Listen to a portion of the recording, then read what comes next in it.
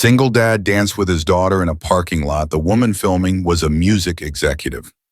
The sun had nearly dipped below the rooftops, casting golden light over the grocery store parking lot.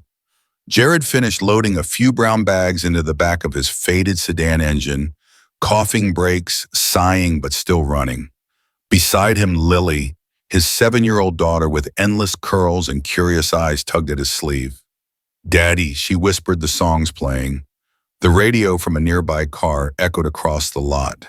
A soft, familiar tune, an old soul track Jared used to play back when things were simpler, when Emily was still here, when the three of them danced in the kitchen, bare feet on tile flour everywhere from a half-baked pie. Jared glanced around. The lot was half empty. The day had been long. Bills were due. His body ached. But Lily's eyes sparkled, so he smiled. "All right, sunshine," he said, placing the last bag down. "Let's dance." And there, between oil stains and faded lines under the glow of a flickering parking light, Jared took Lily's tiny hands and began to twirl. She giggled. He spun. Her laughter echoed like a song in itself. From the tinted windows of a sleek black SUV, Olivia Grant watched in silence. She had pulled into the grocery store lot not for groceries, but for a breather.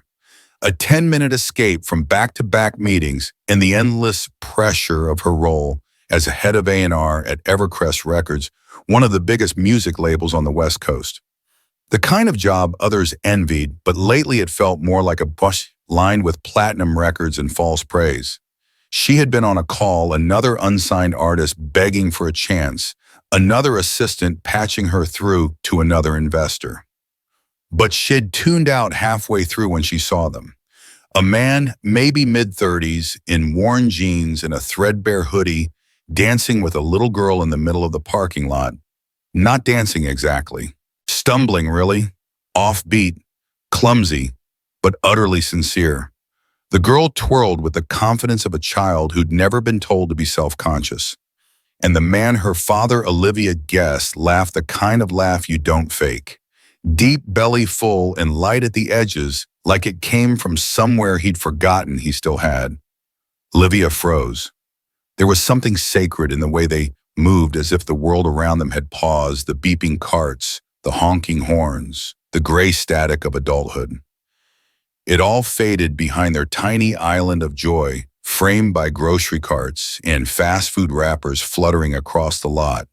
It wasn't talent, it was truth. She lowered her phone from her ear without saying goodbye. This wasn't a viral video waiting to happen. It was a memory already unfolding, and she didn't want to forget it. Quietly, Olivia reached for her phone again. And with the kind of reverence she hadn't felt in years, not since discovering her first breakout artist, she hit record. Because some moments deserve to be remembered. And some hearts once moved don't stay quiet for long. Jared didn't see her, not the sleek car, not the phone lifted gently in her hand, not the way her eyes softened with something like recognition. Because in that moment, all that existed was Lily spinning in her two big sneakers, arms flung wide like the world belonged to her. She landed in a dramatic curtsy. Ta-da, she beamed. Jared clapped with exaggerated pride, even offering a mock bow. A few passers-by had stopped. One couple smiled and whispered. A teen rolled their eyes. But Jared didn't care. He hadn't danced for them. He danced for her, the little girl who still looked at him like he hung the moon. "Was I okay?" he asked as he knelt beside her, wiping a smudge of chalk from her cheek. "You were perfect, Daddy," she said, serious as a judge. He chuckled, tousling her curls. "Well then, I guess Broadway can wait." He scooped her up and carried her to their old car, paint fading, one door that stuck if you pulled too hard. As he buckled her into the car seat, he felt a shift in the air. Someone was watching. He turned and saw her. A woman stood a few feet away, tall, graceful, maybe mid-30s, dressed like she belonged in a boardroom, not a grocery store lot. Her sunglasses now rested atop her head, revealing striking eyes. In her hand, she held a phone. "I hope you don't mind," she said gently, her voice smooth but kind. "I couldn't help but film that." Jared stood upright, suddenly aware of the sweat at his brow, the scuff on his jeans, the ridiculous dance he'd just done. "We were just messing around," he mumbled, rubbing the back of his neck. "No," she said, taking a step closer. "That it was more than music. That was heart." Jared looked down, unsure what to say, and Olivia, still holding her phone, still standing beneath a dim parking lot light, realized something. She hadn't just witnessed a sweet moment. She'd found a voice she hadn't heard in years. And it didn't come from a studio. It came from a father dancing for his daughter in a parking lot with joy so honest it sang. He thought it was over. Just a kind stranger with a gentle smile and a camera. A fleeting moment on a cloudy day. Jared had danced for Lily, not the world. He never imagined the world would end up watching. It was Sunday morning and the toaster had just quit on him. Again, Jared was halfway through spreading peanut butter with the back of a spoon when his phone buzzed, an old half-cracked thing he kept meaning to replace but couldn't afford to. "BT, you seen this? A message from Marco, a former co-worker from the repair shop?" Then another. "BZZT, bro, you're all over the internet." Jared blinked. He hadn't posted anything, hadn't even opened a social media app in weeks. He tapped the link Marco sent, not really expecting much. Then the screen lit up. There he was. They were dancing in the middle of the grocery store lot. Lily's arms outstretched, her giggle ringing through speakers.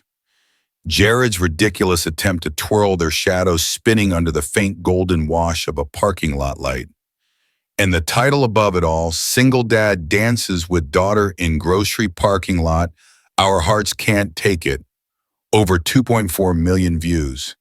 He sank into the kitchen chair, forgetting the spoon, forgetting breakfast. Watching that short clip felt surreal. Was that really me, he thought? That joy, that lightness. Then he saw the comments. "This made me cry, and I don't even know why. We don't see enough of this kind of love anymore. This isn't just dancing, it's what being a dad should look like. More of this, please, just more of this." Thousands of comments, not mocking him, not laughing at the bike or the hoodie or the awkward steps. They were moved by something so small and honest he'd almost forgotten it could matter. Lily bounced into the room with bedhead and socks that didn't match. "Daddy, you look funny." He turned the screen toward her. "Look who's famous." Her eyes lit up. "That's us. That's our dance." She beamed like it was the best thing in the world, and maybe in that moment it was. Jared closed the phone and pressed a hand to his face. A mix of pride, embarrassment, gratitude, and something else he couldn't quite name. That's when the email came. A simple ping, a name at the top, Olivia Grant. The subject line read, "Let's talk." Jared didn't respond to Olivia's email right away. He wasn't used to being noticed, not like this. His world was small, quiet, centered on Lily's needs and whatever shifts he could pick up to keep them fed and warm. A "let's talk" from someone like Olivia Grant didn't feel real. Until the knock came. It was late afternoon. Jared had just gotten Lily down for a nap after a long morning of errands. The knock was light but firm.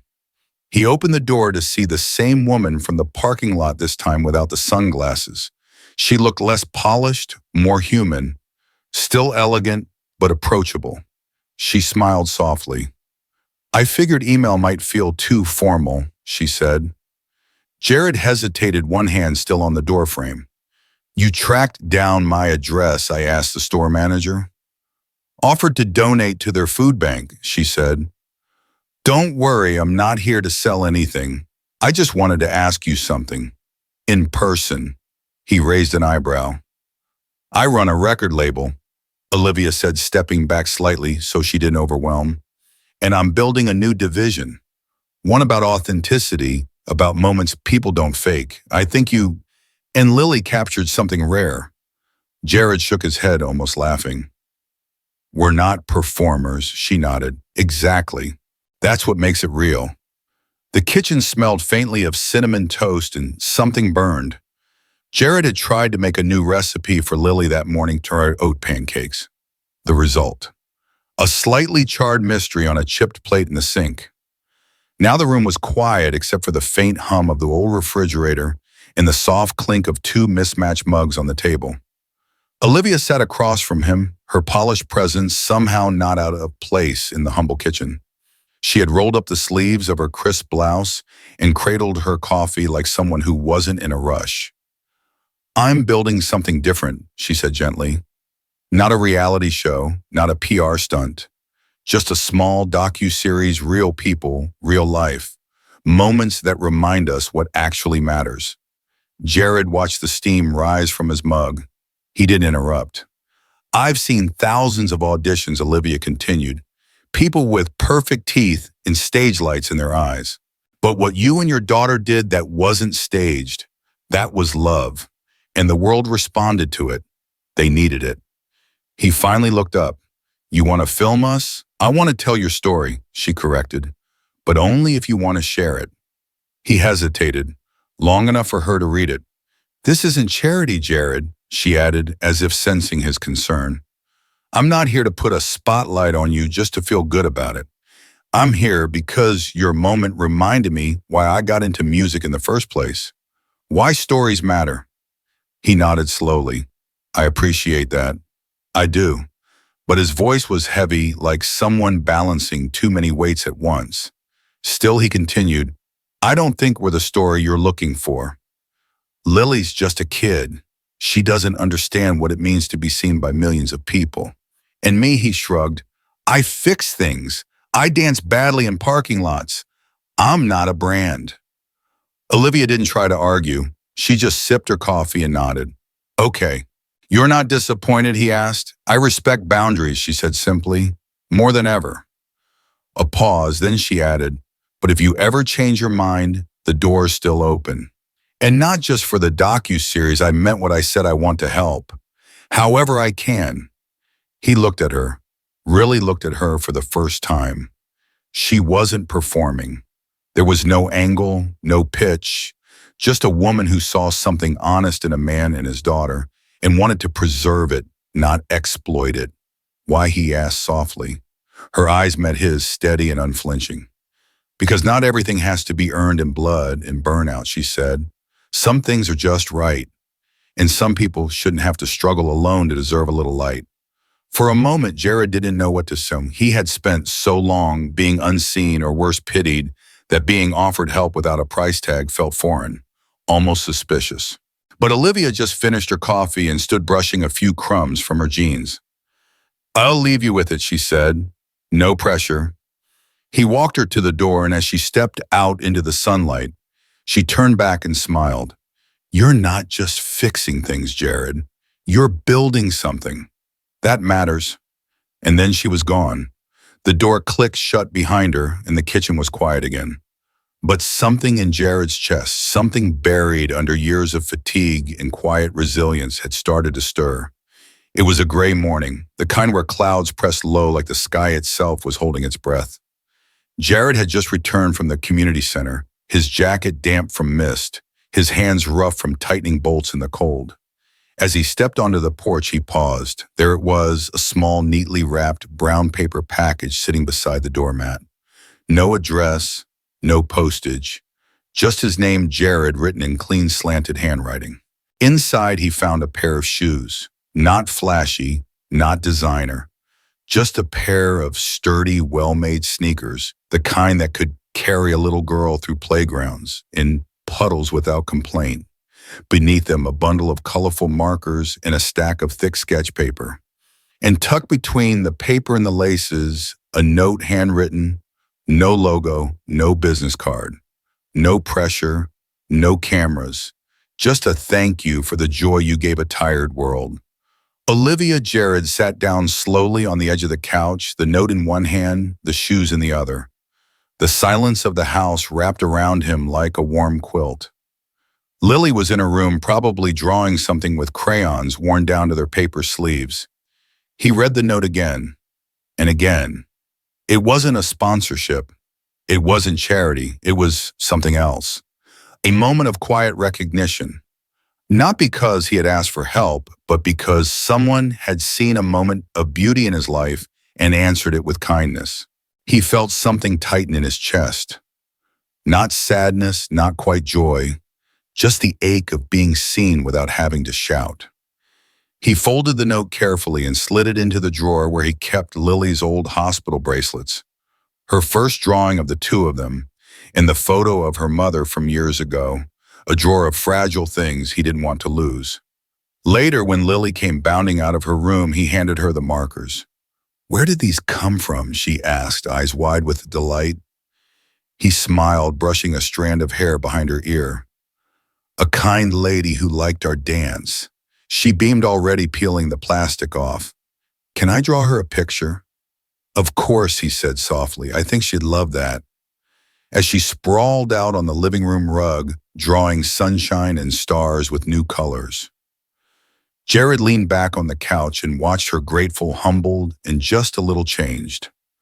The kind of change that doesn't come with cameras or contracts, just a small box, and a heart that meant it. A few weeks later, Olivia invited Jared to an event her label was hosting at a community center downtown. No press, just local artists and music teachers. She asked if Lily would like to come. He hesitated, then said yes. The center was warm and buzzing. Musicians played soft jazz in the background. Kids ran between booths with painted faces. Lily clung to Jared's hand until a girl handed her a tambourine, and that was all it took. Soon she was spinning in circles, making rhythm. Olivia found Jared watching her arms crossed, protective but proud. "I didn't invite you for exposure," she said quietly. "I invited you because you remind me of my father. He used to walk 5 miles just to make sure I got to piano class." Jared looked at her. "What happened to him?" She smiled sadly. "He passed before he ever saw me succeed." He nodded. "But he got you started." They stood in silence, both thinking of people who quietly gave everything and never asked to be noticed. Olivia called a few days later, not to pitch anything. "Do you fix things?" she asked. "Like broken sinks, like a broken community center, with bad wiring and no budget?" Jared said yes before she could even explain the pay. For the next 2 weeks, he worked mornings at the center, patching leaks, replacing faulty outlets, tightening bolts. Each time he arrived, Olivia was there too. Not in a suit, not giving orders, painting walls, sweeping floors. And somewhere between lunch breaks and replacing doorknobs, they began to talk. About old music, about growing up with too little, about the difference between fame and impact, about Lily and how Olivia couldn't believe a 6-year-old could make you believe in magic again. The community center felt unusually quiet that morning, the calm before a storm of color. Jared had expected a typical Saturday Lily running wild with sidewalk chalk and juice boxes, maybe Olivia stopping by with her usual careful questions and coffee. But what he walked into was something different. Waiting outside the gymnasium was Olivia, dressed not like an executive, but like someone ready to get messy. Sleeves rolled, hair tied back, a sparkle in her eyes. "I hope you brought old clothes," she said with a grin, gesturing toward the back wall of the center, now primed in smooth white paint. Jared blinked. "What is this, a wall?" she said plainly. "And it's Lily's." Buckets of paint in every shade of the rainbow lined the floor. Brushes big and small, sponges, even a pair of tiny step stools. Lily's gasp echoed through the room. "We get to paint the wall, it's yours," Olivia said. "Whatever you want. No rules." Jared hesitated, the old instinct tugging not to take up too much space, not to ask for too much. But then he looked down at Lily, her eyes shining, already slipping her arms into the oversized smock Olivia had brought. And something in him gave way. He knelt beside her, picking up a brush. "Let's make a mess." The first strokes were shy, a pink sun, a blue swirl, but soon the wall exploded with color. Lily painted stick figures, holding hands, stars with big grins, and a crooked house with smoke coming from a heart-shaped chimney. Jared added clouds. Olivia joined them, giggling as she tried to paint a cat that looked more like a pineapple with ears. By midday, their hands were stained, their hair streaked with color, and their laughter had filled every corner of the room. Then someone, maybe Olivia, maybe Jared, no one remembered later, pressed play on a nearby Bluetooth speaker. Music floated up soft jazz at first, then a folksy tune with a beat you couldn't ignore. And like they had in that parking lot weeks ago, Jared took Lily's hands and spun her around. She squealed with joy, her pigtails flying. Olivia watched them for a moment, her brush frozen in the air. Then Jared looked at her and held out a paint-speckled hand. She took it. No phones, no cameras. Just three people swaying to the music shoes, forgotten laughter echoing off the painted walls. For once, it wasn't about being discovered or saved or seen. It was just about being joyful, messy, full of color. And when the music faded and the paint dried, the wall stayed behind their story told in every brushstroke. A memory not for the world, but for them alone. A mural of hope and healing and the promise of something new. Olivia parked her car just outside the glass-paneled studio, the midday sun glinting off its sleek surface. She turned to look at Jack and Emma, both of whom had just stepped out of his beat-up sedan. Jack adjusted Emma's pink backpack. Shed insisted on bringing it filled with drawings, snacks, and a toy keyboard, and gave Olivia a wary smile.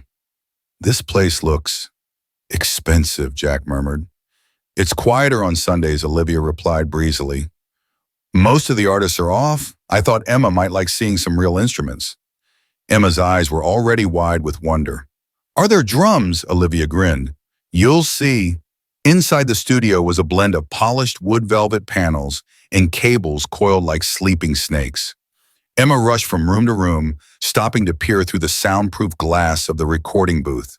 Olivia led them through the halls, telling simple stories, toned-down versions of her real life, skipping the famous names and drama.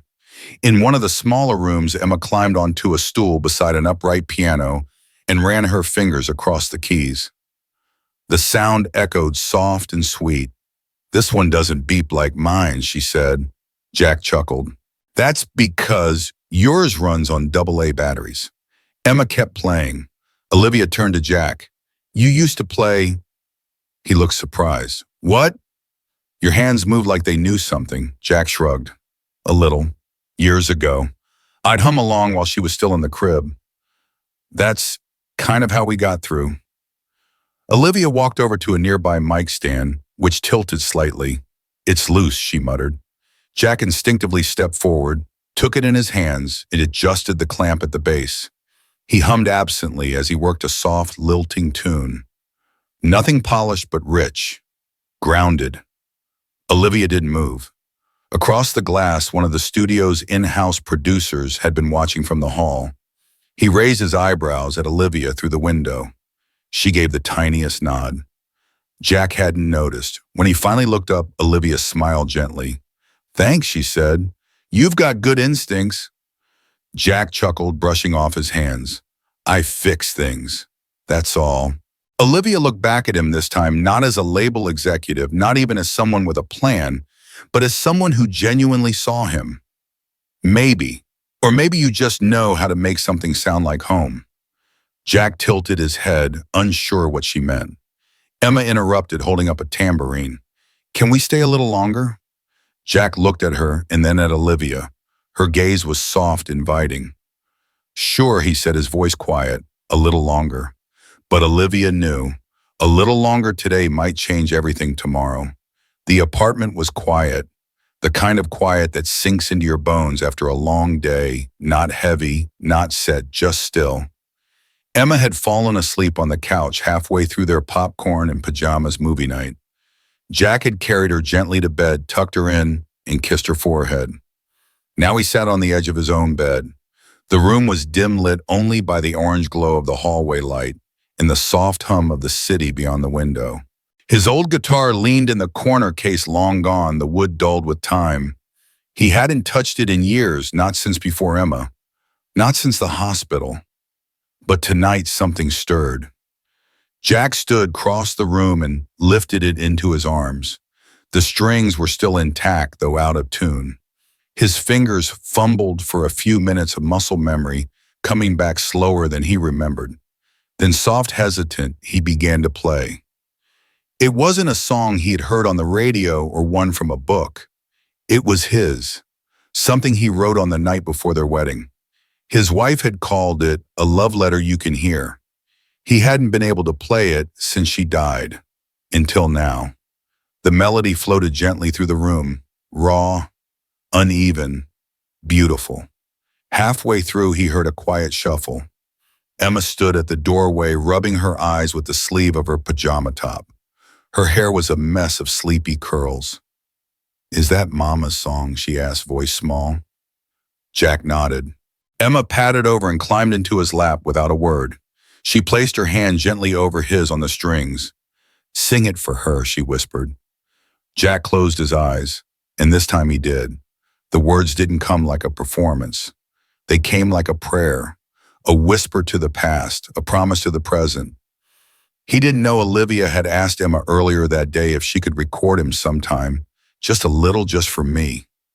Emma, in her curious way, had already snuck her tablet to the bedroom doorway. Just a few seconds, enough to capture something real. Later that night, Olivia sat in her apartment with a glass of wine, planning to delete unread emails, but saw the message from Emma. When she pressed play, she didn't expect it. No polish, no studio, just one man, one child, in a song full of aching truth. By the end of the video, her eyes were wet, not from grief but from recognition. This wasn't just music. It was what she'd been chasing all her life, something real. Jack arrived at Olivia's apartment with Emma in tow, a nervous energy humming beneath his calm exterior. Olivia had invited them for lunch. Nothing formal, just homemade pasta crayons on the coffee table and music playing low in the background. Still, something in her voice when she'd called had told Jack it wasn't just about lunch. Emma was already curled up on the couch with a coloring book and a bowl of grapes. Olivia gestured for Jack to follow her into the kitchen. She poured 2 cups of coffee, then leaned against the counter, quiet for a moment. "I need to tell you something," she said. Jack waited. "I work in music," she said simply. "Not just in it. I run the artist division at Evercrest Records." Jack blinked. "Like the Evercrest Billboard charts, world tours, that Evercrest?" She nodded. "But that's not why I reached out to you." He didn't speak. He just waited like a man used to holding his breath. "I saw you dancing in that parking lot," she continued. "Not because you were trying to impress anyone, not for a camera. It was just you and your daughter in a song. And I haven't stopped thinking about it since." Jack looked down, unsure. "I'm not a performer. I don't do stages. I barely do karaoke. I don't want a performer," Olivia said gently. "I want that. That honesty. That moment." Jack shook his head, half laughing. "I was just dancing in a parking lot." "Exactly," she said, eyes locking on his. "That's what the world needs more of." He looked out the window, watching the city move beneath a lazy blue sky. A dozen thoughts tumbled through his mind. Pride, fear, disbelief. "What are you offering?" he asked finally. "Not a contract, not pressure. Just a chance," she said. "One studio session, one take. That song. Raw, real, however you want it." Jack hesitated. "What if I mess it up?" She smiled. "Then it'll be human, which is the whole point." Jack stared at the floor for a moment. Then he looked back up at her sincerity, her calm, her eyes that didn't just see him, but believed in him. He nodded slowly. "Well, think about it." Olivia reached out, placing the napkin she'd folded into a neat square beside his cup. On it, just 3 words. No pressure, just truth. The studio was quieter than Jack expected. No crowds, no flashing lights, just clean panels, quiet hums, and the faint scent of coffee and wires. The booth stood in the center like a glass terrarium. Safe, exposed, waiting. He stared at it like a cliff edge. Jack had never worn studio headphones before. Never stood in front of a mic with wires running like veins across the floor. His palms were slick, his breath shallow. This wasn't a parking lot under the stars. This wasn't dancing barefoot with his daughter to a car speaker. This was real. Reddy the tech asked, kindly adjusting the levels. Jack didn't answer, not yet. In the control room through the glass, he could see her Emma. Perched on a tall chair, feet dangling, two thumbs lifted high and proud. She wore his old hoodie sleeves, swallowed past her hand's hair in a crooked braid, her smile wide and fearless. And beside her, Olivia, calm poised, watching him like he already belonged there. Jack closed his eyes. He remembered late nights folding laundry, the smell of dollar store shampoo in Emma's hair, the ache in his back from double shifts, and the joy in his heart when she laughed. He remembered the hospital, the silence after the goodbye, the years spent keeping music buried so it wouldn't hurt. And then he began. The first notes were shaky, his voice cracked not from strain but emotion. He wasn't chasing perfection. He wasn't trying to impress.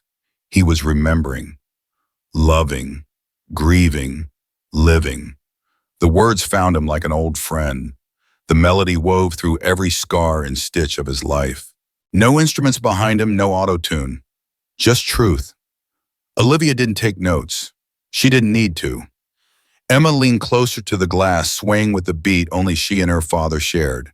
And when he reached the last lines, the part he wrote for the wife who never got to hear it, his voice trembled. But he didn't stop. When the final chord faded, the room stayed silent, sacred. Then Emma clapped, just once, loud and proud. And Jack, still inside the booth, let out the breath he'd been holding for years. Olivia didn't plan a launch. There were no press releases, no interviews, no marketing teams circling like hawks. Just a quiet upload.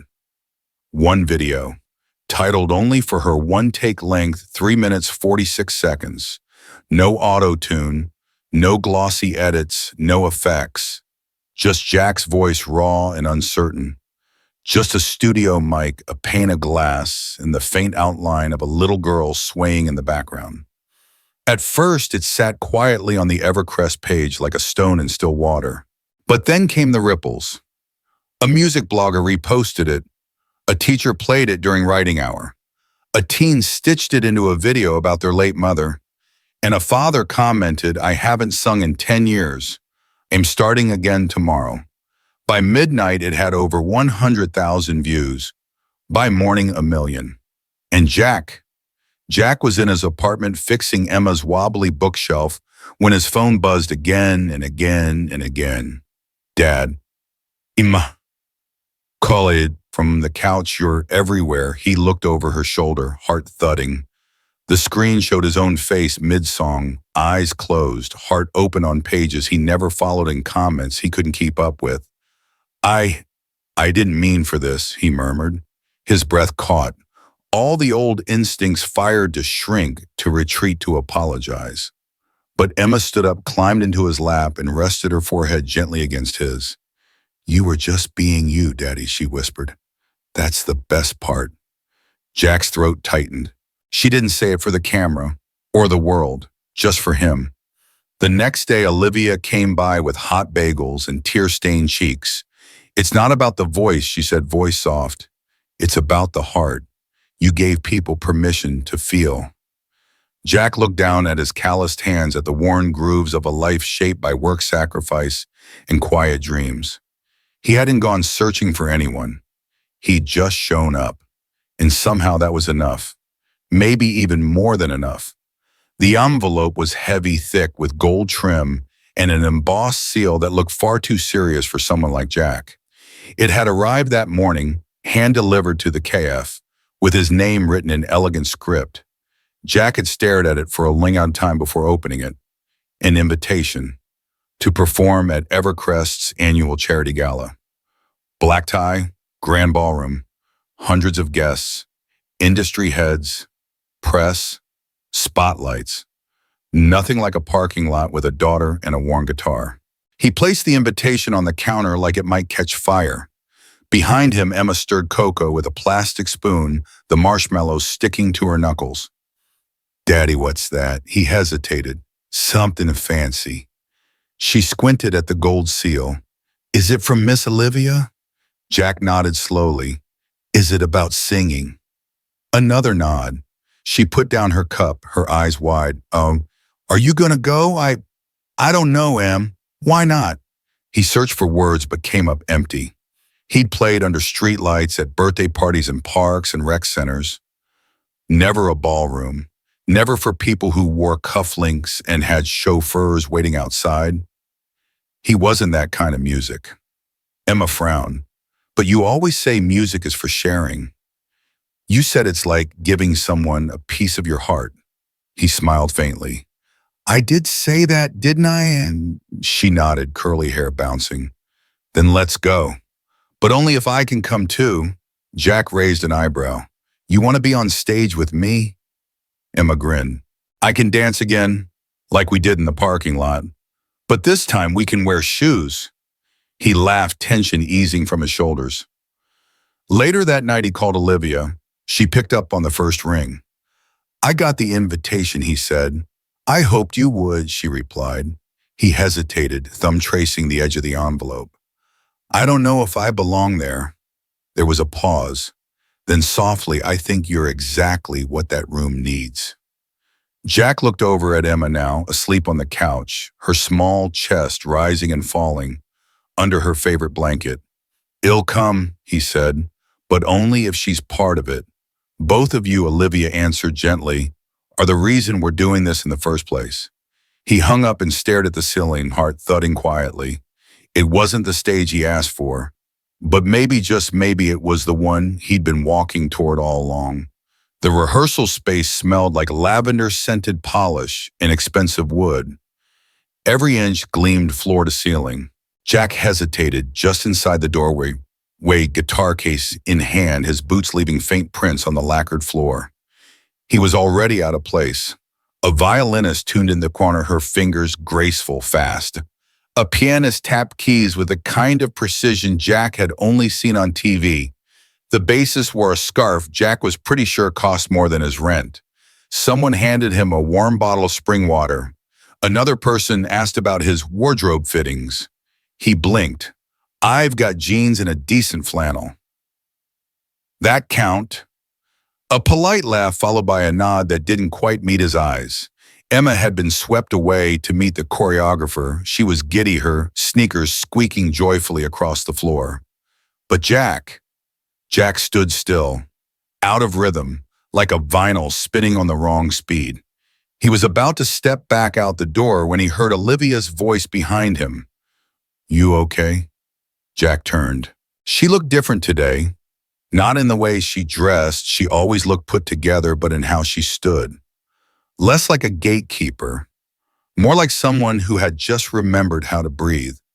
I don't think I belong here, he admitted. Olivia tilted her head. Why? He motioned vaguely to the room, the talent, the quiet elegance, the sheer gloss of it all. I'm just some guy who plays in parking lots. She smiled, not pitying, warm. Jack, they can train skill. They can choreograph steps and fix microphones and auto-tune vocals. She stepped closer, her voice soft now. But they can't teach heart. They can't fake why someone sings. That's what you already have, he swallowed. You sure? She nodded. I was sure the moment you twirled Emma next to that old sedan. Jack gave her a crooked smile. That was a terrible twirl. It was perfect. That afternoon, after rehearsal ended and the sun dipped low, Jack took a detour. The cemetery was quiet. As always, she was in the far corner, beneath the tree that turned red first in the fall. He crouched beside her stone, wiped a leaf off the base. I'm gonna sing on a stage, he said, chuckling softly. A real one, with lights, suits, all of it. The wind rustled the branches above him. I know you'd laugh, he said. I can hear it now. But she's proud, and she wants to dance. So I'm gonna do it, even if my stomach's in knots. He paused. Wish you were here just for 5 minutes. I could really use a shove in the right direction. A gust of wind kicked up. The leaves swirled. Jack sat there for a while longer until the air got colder and the shadows stretched long. He stood slowly, slipped the pick shed once given him, worn cracked, but still whole, into his pocket.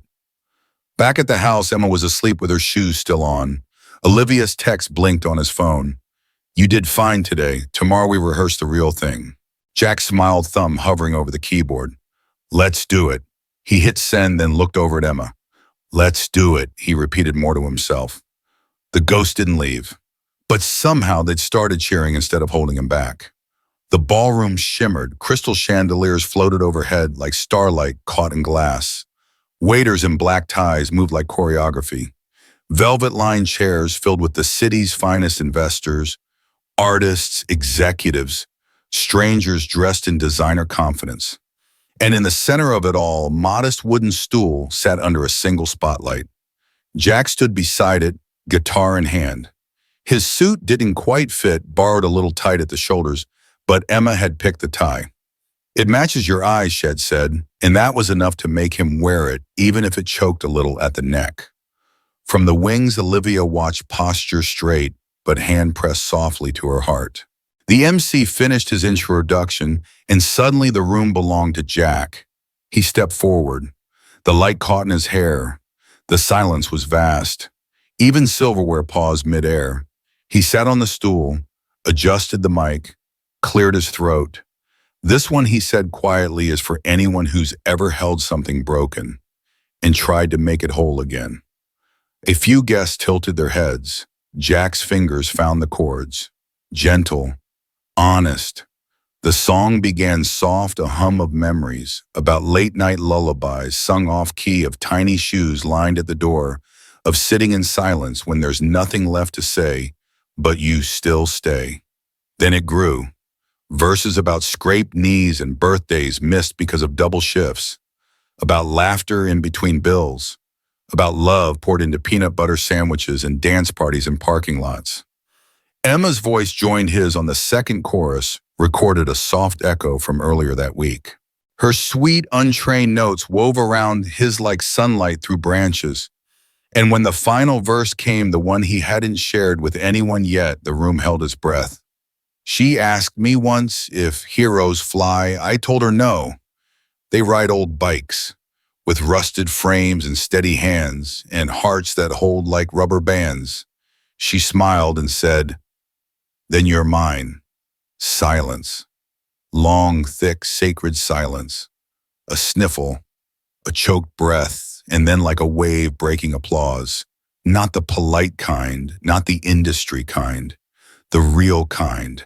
Thunderous, full-bodied. Rising from the back rows to the front, hands clapping, some on their feet, some still frozen in the swell of what they just felt. Olivia blinked hard, her fingers brushing the corner of her eye. The kind of performance that wasn't polished but was true. The kind of music that couldn't be bought, only lived. Jack looked down, overwhelmed. A small smile crept in. Then his eyes found Emma just off stage, dressed in her best dress, hands clasped, beaming. He gave her a small salute. She grinned, mouthing, you did it. No label deal, no plan, just the two of them and a song that told their truth. And for the first time in years, Jack wasn't just a father surviving. He was an artist seen. Backstage was quieter than expected. The clatter of applause still echoed beyond the curtain, but here in the soft afterglow of spotlight and nerves, it felt like the world had gently exhaled.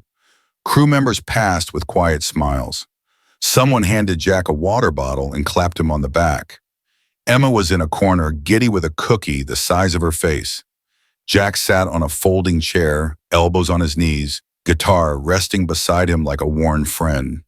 He was still catching his breath when Olivia appeared. She wasn't flanked by assistants or holding her phone like a shield.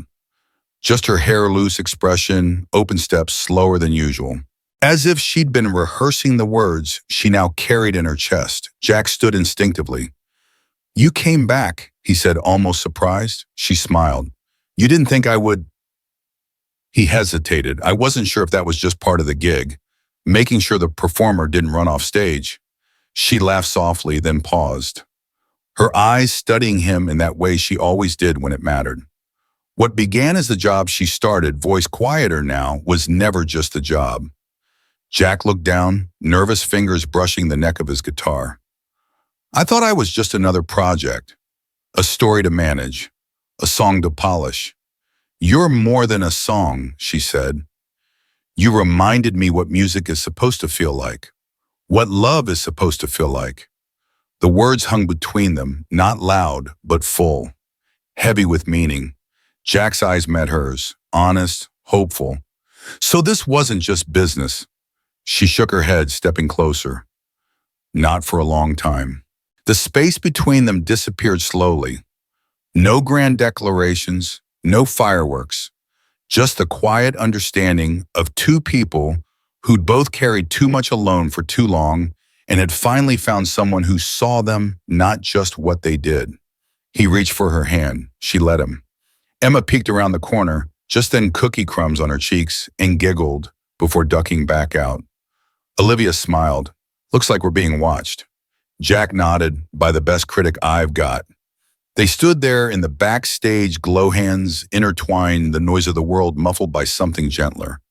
And though no song played in that moment, something deeper than music settled between them. Not notes, not lyrics, just presence. Trust. A beginning. The offer came in the form of a thick envelope. National tour. Big cities. Spotlight stages. A chance to ride the wave that had begun with one trembling song on a borrowed stool. Jack read it twice. Emma watched from the couch, building a tower from couch cushions. Olivia leaned against the kitchen door frame, trying to act casual, but her eyes searched his face like a lyric she wasn't sure how to read. "Well," she asked softly. Jack exhaled. "It's incredible," he said. "More than I imagined. But..." He set the envelope down. "I don't think it's what I want." Olivia stepped closer. "You don't..." He shook his head. "It's beautiful, but it's not us. Not Emma's bedtime, not the Saturday pancakes, not music class at the rec center. It's stages without roots. And I think I want to grow something right here." He hesitated, then added, "With you, with her." Olivia blinked, slowly. "You mean..." He reached into his back pocket and pulled out a folded napkin, not a contract, but a sketch, an idea, a dream, handwritten in his uneven script. The Sound Room, a community music program, free for kids, run by Jack, sponsored by Evercrest. A space for voices not yet heard, with Emma as the heart of it. She unfolded it carefully, reading every word, then looked up. "You want to build this with you," he said. "Only if you want to." She didn't answer with words, just wrapped her arms around him and held on. The dinner that night was simple. Spaghetti, garlic bread. Emma had insisted on paper crowns from the dollar store. Jack wore his crookedly. Olivia laughed when hers tore in half, and Emma crowned herself queen of music. There were no cameras, no headlines, no deals being made. Just the sound of laughter, the clink of forks, a dog barking somewhere outside, and the hum of a record spinning in the next room. Jack looked across the table at Olivia, sleeves rolled up, eyes full of quiet joy, and then at Emma, who twirled pasta like a pro and broke into a song about meatballs mid-bite. And he realized this was success, not the kind with ticket sales or magazine covers, but the kind where a little girl could sleep safe, where music didn't just play when it belonged, where a man who once fixed air conditioners at night could now tune hearts by day, where love didn't arrive in fireworks or fate, but by showing up again and again until a home grew around it. He took Olivia's hand, and when Emma asked if they could do a family song for the grand opening next week, both adults said yes at the same time. 1 year later, the parking lot wasn't empty anymore. String lights hung between lampposts like glowing vines. Someone had chalked music notes across the pavement. A folding table offered lemonade and cookies. Laughter rippled through the warm air like a melody everyone knew by heart. Jack stood near the old speaker setup, the same one they dragged out for the rec center's first fundraiser. His guitar, more worn but better loved, rested against his chest. Around him, families from the neighborhood swayed, clapped, and danced with their children. The music was simple, familiar, homegrown. From behind the lens of a small camera, Olivia captured it all. Her laugh was softer now, less guarded. Her world was no longer measured in charts or awards, but in shared glances, twirling daughters, and the steady beat of second chances. Emma skipped toward her with a grin, cheeks sticky with frosting. "Your turn to film," she giggled, thrusting the camera into Olivia's hands. Olivia blinked, then smiled and raised the lens. Jack caught Emma in his arms just as the chorus hit. He twirled her beneath the summer sky, her feet lifting off the ground, her giggles mixing with the music. And as Olivia watched through the viewfinder, something caught in her chest, a quiet ache of joy. This was more than music. This was family. Jack glanced toward her as he played, his eyes steady, soft, grateful. And for a moment, time folded in the loneliness they'd carried, the chances they'd almost missed, the love they'd found in the unlikeliest of places. He once thought that moment, that fleeting perfect night with Emma in a parking lot, had passed. Turns out it was only the beginning.